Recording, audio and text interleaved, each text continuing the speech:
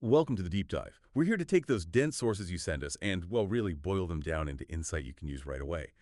Today, we're diving into something pretty critical for anyone using cloud computing. Securing your Amazon EC2 instances. We're looking at key pairs, SSH access, and sort of the whole picture of EC2 login security. Okay, let's unpack this. So think of it like this maybe. A key pair is basically the lock and key for your virtual house, your EC2 instance.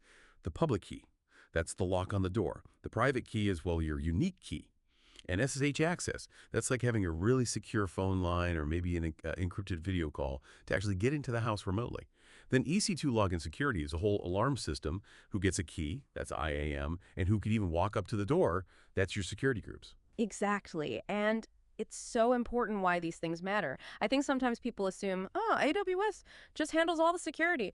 But that's not quite the full picture, is it? AWS secures the cloud infrastructure, sure, but securing what you put in the cloud, especially how you get in, that's really on you. These tools we're talking about, they're fundamental for that. They stop the wrong people getting in, protect your data, give you really granular control. Plus, every connection is encrypted. And it helps meet compliance rules, things like GDPR or APA. It even makes your apps more reliable because, fewer mistakes or malicious actions. Oh, and a good point, using these specific tools doesn't actually cost extra in AWS. So yeah, we're going to break down how each piece works and then critically how they all fit together for proper cloud security. I like that lock and key idea for key pairs. Makes it feel very tangible, right? How important that one little private file is.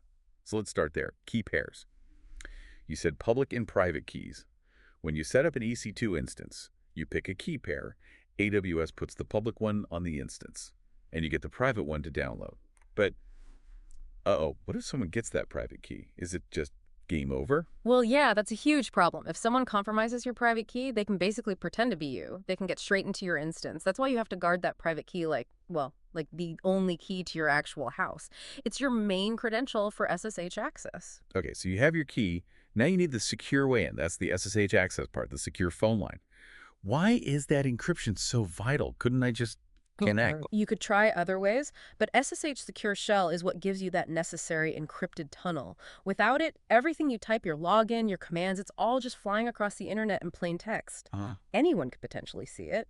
SSH scrambles all that data between your machine and the instance. It's how admins securely log in, maybe as the EC2 user on Linux, to do updates or fix things. It's fundamentally about trust and privacy online. That makes sense. It's not just access, it's secure access. Okay.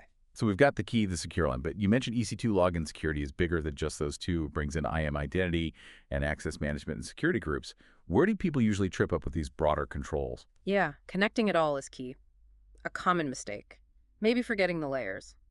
IAM policies. They control who in your team can even do things with instances, like launch or stop them. Maybe only your IT folks get that permission.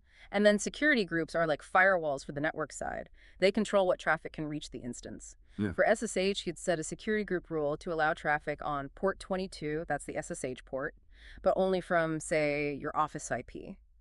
You definitely don't want to leave that open to the whole world. That's 0.0.000. That's just asking for trouble. It's like putting a welcome mat out for attackers. Right, that paints a clear picture. So we've covered a lot here, peeling back the layers of EC2 security. Yeah. From the key pair being your basic authenticator The lock and key. to SSH giving you that secure channel for actually managing things remotely. Exactly. And then bringing in the wider EC2 login security context, using IAM to say who can manage things, and security groups as those network firewalls. Remember the basics.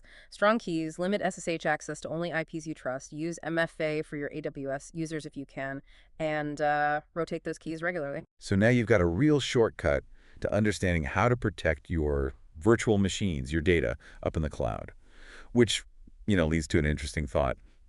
How often do we really stop and think about these basic locks and secure lines that hold up all the cloud services we use every day? That's a great point. What other digital keys are out there that maybe we should understand better? Something to think about.